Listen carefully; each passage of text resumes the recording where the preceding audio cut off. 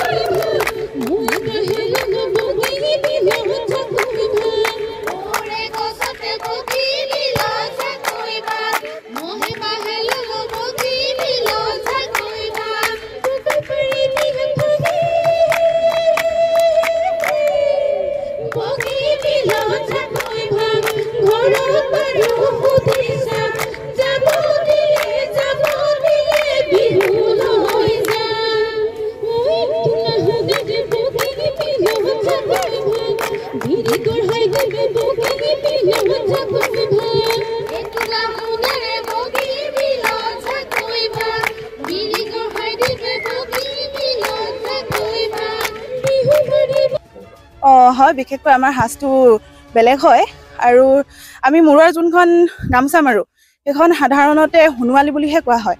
বিশেষকৈ বগা গামোচাৰ লগত আমাৰ গামোচাটো নিমিলে। আমাৰ বংশৰ লগতো কথা আছে, কাৰণ আমাৰ 14টা বংশ আছে, সেইটো কাৰণে আমাৰ পাৰি 14টা দিয়া হয়।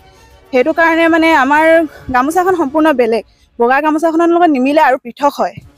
আৰু বিশেষকৈ এবাৰ প্ৰশিক্ষণ যেনেদৰে আমি কৰি আছোঁ সেইদৰে মানে আমি ভাবিছোঁ